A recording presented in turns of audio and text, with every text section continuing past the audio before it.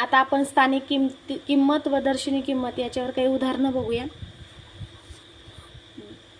2,57,020 या संख्येतील स्थान 7 या अंकाच्या स्थानिक व दर्शनी किमतीतील फरक. मी आता शिकवलं तुम्हाला स्थानिक किंमत म्हणजे काय की त्याचं स्थान. मग आता 7चं स्थान जर बघितलं आपण 7 एकक दशक शतक हजार. 7 ची स्थानिक किंमत ही 7,000 आहे. याची स्थानिक किंमत.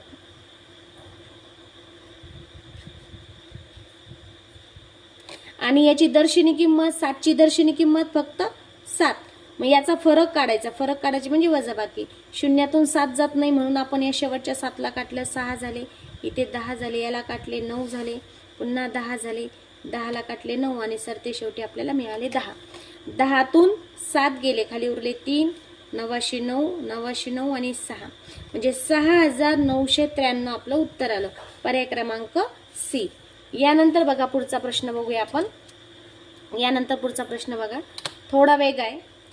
4,585 या संख्येतील शतक स्थानच्या 5ची स्थानिक किंमत व एकक स्थानच्या 5च्या स्थानिक किमतीच्या किती पट आहे. म्हणजे या 5ची स्थानिक किंमत आणि या 5ची स्थानिक किंमत. सगळ्यात पहिले 5ची स्थानिक किंमत घेऊया. 5 शतक 500. दुसऱ्या 5ची स्थानिक किंमत 5 एकक असल्यामुळे 5च. आता पट काढायची म्हणजे 5नी 500ला भागायचे. आपण आडवा भागाकार करूया. 5 एक 5 5 एक 5 500 500 म्हणजे आपलं उत्तर आलंय 100. म्हणजे किती पट आहे 5 आणि 500ची 100 पट आहे म्हणून पर्याय क्रमांक बी. यानंतर पुढचा प्रश्न बघा थोडासा वेग आहे. मी सर्व प्रकारची प्रश्न घेते तुम्हाला सरावासाठी. 51,325 या संख्येतील शतक व एकक स्थानच्या अंकांची अदलाबदल करून मिळणारी नवीन संख्या व मूळ संख्या यांच्यातील फरक किती. आता 3 आणि 5ची आपल्याला काय करायची अदलाबदल करायची. म्हणजे शतक आणि एकक स्थानच्या अंक आपल्याला बदलायचे. बघा 51,325 यामध्ये आपल्याला याची आणि याची अदलाबदल करायची म्हणजेच 51,523. आता आपण जर पाहिलं तर खालची मोठी संख्या दिसती म्हणून खालच्या संख्येतून वरची संख्या आपण वजा करणार आहोत. 51,325 फरक काढायचा आहे म्हणजे वजाबाकी करायची. 3तून 5 जात नाही. 2ला काटलं 1 झाला. इथे झाले आपले 13. 13तून 5 गेले. 5 आणि 5 3 8. 1तून पुन्हा 2 जात नाही म्हणून याला काटलं. इथे घेतले 4. आपल्याकडे झाले 11. 11तून 2 गेले खाली उरले 9. 4तून 3 गेला खाली उरला 1. 1तून 1 गेला 0. 5तून 5 गेले 0 म्हणजे आपलं उत्तर आलंय 198. पर्याय क्रमांक बी. यानंतर आपण पुढचा नवीन प्रश्न पाहूया. नवीन प्रश्न पहिल्या प्रश्नासारखाच आहे. सोडून बघा पॉज करून. 2,73,597 या संख्येतील 7 अंकाच्या स्थानिक किमतीतील फरक काढायचा आहे. बघा आता इथे एक स्थानिक किंमत आहे. इथे एक स्थानिक किंमत आहे. तुम्ही सोडून बघा. एकक दशक शतक हजार लक्ष. 7 लक्ष म्हणजे 7वरती आपले 0 घ्यायचे.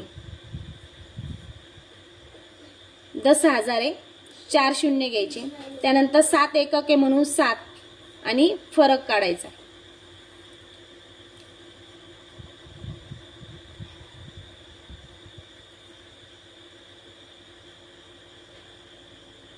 नऊ इथे काटले 10. 10तून काटले 9.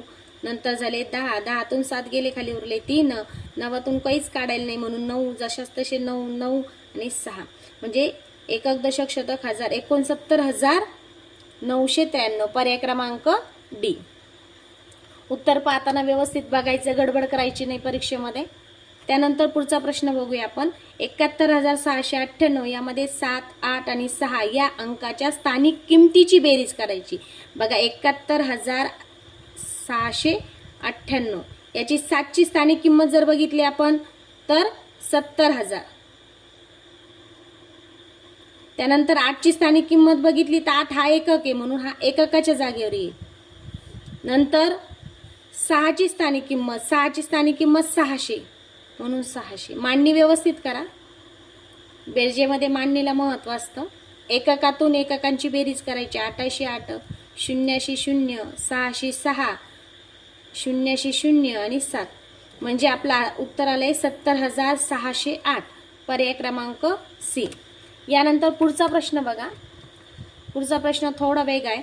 एका संख्येत 5 दशहजार, 3 शतक, 4 दशलक्ष व 7 एकक आहेत.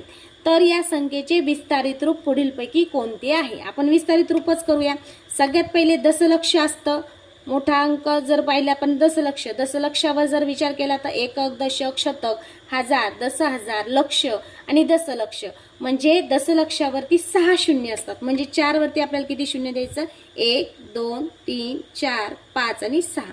यानंतर त्याचं विस्तारित रूप आपल्याला बघायचं आहे की दशलक्ष झाल्यानंतर हजार, 5 दशहजार आहे म्हणजे 50 दशहजार, 50,000.